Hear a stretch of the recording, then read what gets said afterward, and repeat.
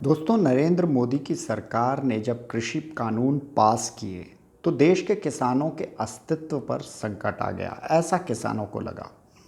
किसानों की किसानी खतरे में आ गई, उनकी रोजी रोटी खतरे में आ गई, उनकी एमएसपी खतरे में आ गई। सरकार जी ने तो बड़े ही लापरवाही से कह दिया कि जाओ, जहां से एमएसपी मिलती है वहां से लो, लेकिन ये बताने से इनकार कर दिया कि एमएसपी मिलेगी कहां से। किसानों ने जब लामबंद होना डिसाइड किया और अपने अपने राज्यों में शांतिपूर्वक प्रदर्शन किए तो मोदी सरकार के कान पे जूं नहीं रहेंगी। मोदी सरकार ने इसको तवज्जो देने से इनकार कर दिया। फिर उसके बाद किसानों के संगठन, उन्होंने एक रणनीति बनाई और वो दिल्ली की तरफ मार्च करने लगे। उनका मानना था कि दिल्ली पहुंचकर वो सरकार और संसद से अपना हक मांगेंगे, लेकिन दिल्ली जाने से पहले उन्हें रोकने की कई साजिशें कर दी गईं। देश की चुनी हुई सरकार, राज्य सरकार, हरियाणा की भारतीय जनता पार्टी सरकार ने जब पंजाब और हरियाणा के किसान दिल्ली की तरफ अपने ट्रैक्टर्स में मार्च कर रहे थे तो नेशनल हाईवेज पे, सड़कों पे 10-10 फीट के गड्ढे खोद दिए क्रेन लगाकर। समझ सकते हैं आप, 10 फीट के गड्ढे, ताकि किसान सड़क पर आ ना सकें, उनकी गाड़ियां पार ना जा सकें। बोल्डर्स लगा दिए गए, कंटेनर्स लगा दिए गए, बसेस से रोका गया, बजरी और रेत के ढेर खड़े कर दिए गए, माउंटेन खड़ी कर दिए गए ताकि उनकी गाड़ियां आगे ना जा सकें। किसानों ने फिर भी अपना हौसला ना छोड़ा, वो अपनी पेशेंस के साथ लगे रहे, आगे बढ़ते रहे। जब दिल्ली वो पहुंचने वाले थे तो एक और षड्यंत्र रचा गया। केंद्र सरकार ने दिल्ली पुलिस को बोलकर जो स्टेडियम्स थे दिल्ली के, उनको ओपन जेल बनाने की साजिश रची। वो तो भला हो दिल्ली के मुख्यमंत्री का, जिनके अंडर में ये स्टेडियम्स आते हैं, और उन्होंने साफ इनकार कर दिया ये स्टेडियम्स ओपन जेल बनने देने के लिए। वो बात और है कि बाद में दिल्ली के मुख्यमंत्री की ये शक्ति भी छीन ली गई, एक बिल पास कराकर केंद्र सरकार द्वारा संसद में। और इसके बाद क्या हुआ किसानों के साथ? किसान को जब दिल्ली आने नहीं दिया गया तो वो शांतिपूर्वक दिल्ली बॉर्डर के चारों तरफ बैठ गए। एक दिन बैठे, 2 दिन बैठे, महीनों बैठ गए। सर्द रातों में वो वहाँ पर खुले आसमान के नीचे सो रहे थे। जब इंसान हीटर लगाकर अपने कमरों में बंद था, हमारे किसान खुले आसमान के नीचे भी सो रहे थे। और ऐसे में हमारे देश की जो राज्य सरकारें हैं भारतीय जनता पार्टी की, ख़ास तौर पर उत्तर प्रदेश और हरियाणा की सरकारें, वो कई बार वाटर कैनन बीच रात में चला रही थी। ठंड में वाटर कैनन का सामना, तेज़ धार पानी का सामना हमारे किसानों को करना पड़ रहा था, जो बेचारे अपने गांवों को छोड़कर ऑलरेडी इतनी बड़ी कठिन तपस्या कर रहे थे। कई बार किसानों के मार्च को आधी रात को आंसू गैस के गोलों, रबड़ की बुलेट्स और लाइव बुलेट्स का भी सामना करना पड़ा। युद्ध स्थल जैसा सीन क्रिएट हो गया कई जगह। वीडियोस पर पूरे देश ने, पूरी दुनिया ने देखा। जो किसान बॉर्डर्स पर बैठ गए थे, वहाँ पर भी जो राज्य सरकार है हरियाणा की या उत्तर प्रदेश की, उसने कोई उन्हें आराम से बैठने नहीं दिया। वहाँ पर पानी का जो बंदोबस्त था उसे ख़त्म कर दिया गया, पानी तक लाना मुश्किल कर दिया। दिल्ली सरकार ने जब पानी भिजवाने की अपनी तरफ से कोशिश की तो उन टैंकर्स को भी आगे नहीं जाने दिया गया। दिल्ली सरकार के मंत्री को खुद जाकर आगे पहल करनी पड़ी और कोशिश करनी पड़ी कि पानी, टॉयलेट्स, इलेक्ट्रिसिटी, ये बेसिक चीज़ें उन किसानों तक तो पहुंच सकें। बहुत इसमें जद्दोजहद करनी पड़ी। इंटरनेट पूरे बॉर्डर पर बंद करा दिया गया, जाम करवा दिया गया, जैमर लगवा दिए गए।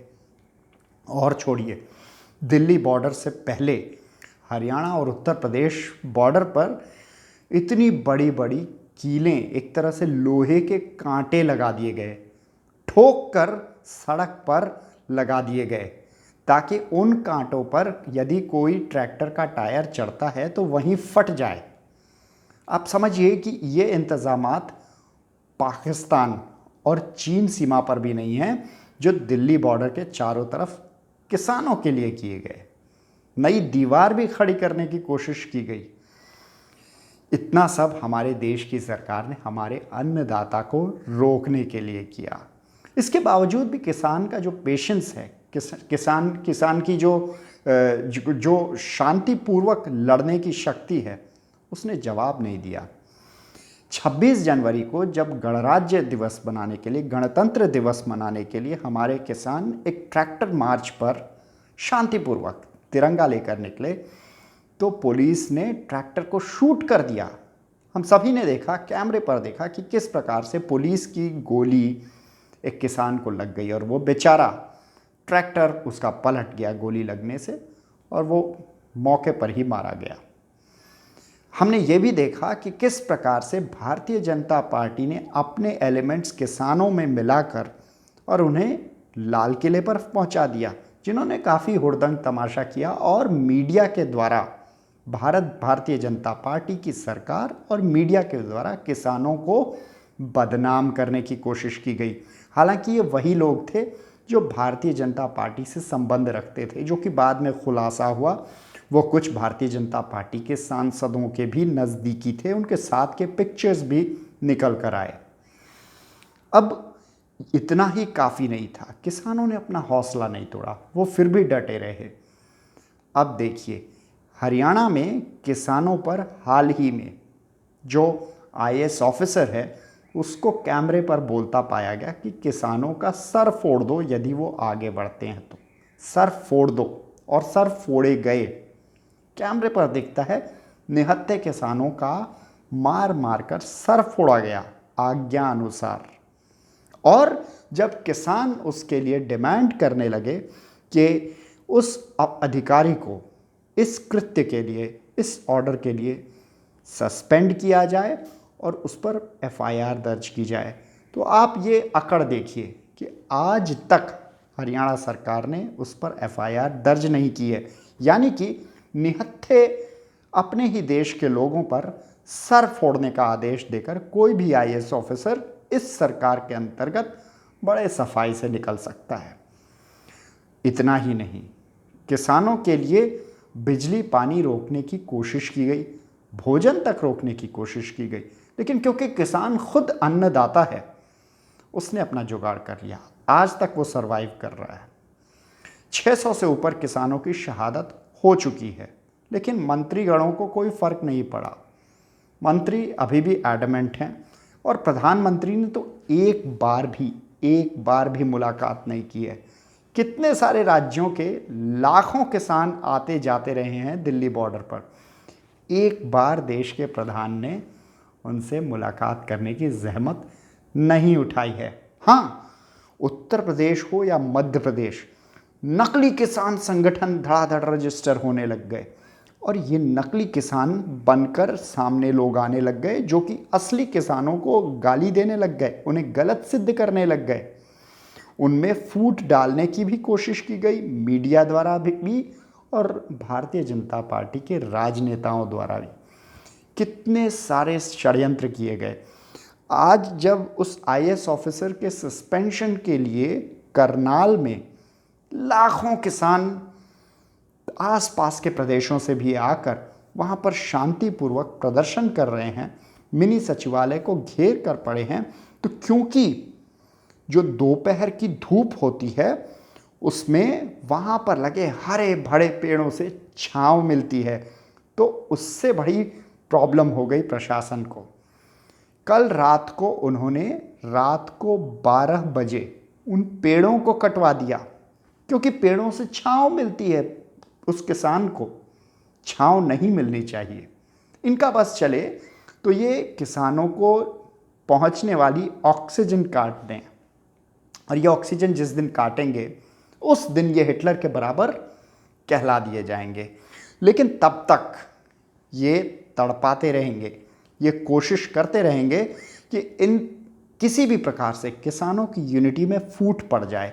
ये कोशिश करते रहेंगे कि किसी भी तरह से किसान परास्त हो जाए, किसान हिंसक हो जाए। बात काबिले गौर ये है कि 1 साल होने को आया, इतने सारे मैंने आपको किस्से सुना दिए कि किस किस तरह से एक निकृष्ट हरकतों के द्वारा भारत सरकार ने, हरियाणा सरकार ने, उत्तर प्रदेश की सरकार ने, विभिन्न भारतीय जनता पार्टी के नेताओं और गुंडों ने किस प्रकार से किसान को डराने, धमकाने, तड़पाने, सताने, इंटिमिडेट करने का प्रयास किया। उत्तर प्रदेश में जो भी किसान रैली में जा रहा है या फिर किसानों के प्रोटेस्ट में जा रहा है, उसके घर पुलिस पहुंचा दी गई, उसके घर धमकी भरे लेटर्स पहुंचाए गए, उसके खिलाफ मुकदमे दर्ज किए गए, उस पर जुर्माने लगाए गए, उनके घरों को कुर्क करने की भी धमकी दे दी मुख्यमंत्री ने स्वयं।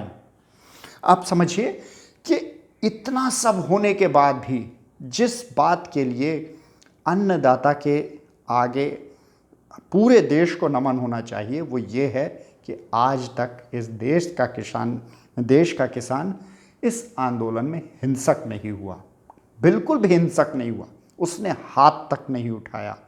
और आप समझिए, सिर तोड़े गए, गोलियां चलाई गईं, भूखों मार दिया गया, परेशान किया गया, ठंड में मारा गया, बारिश में मारा गया, गर्मी में भी मारा गया, लेकिन किसान ने हाथ नहीं उठाया।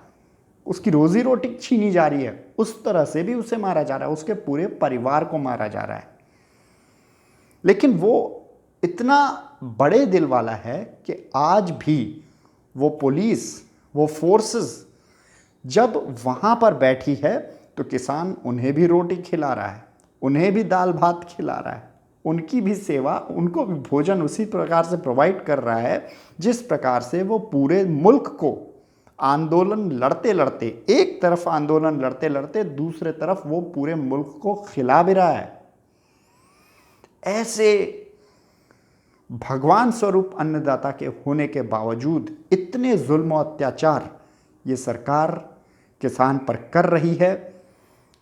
यदि आप कर्म की थ्योरी में यकीन रखते हैं तो ये कर्म कहीं ना कहीं पलट कर आएंगे। मैं तो करता हूँ, और इसी जन्म में आएंगे, इसी जन्म में इसका हिसाब देना पड़ेगा।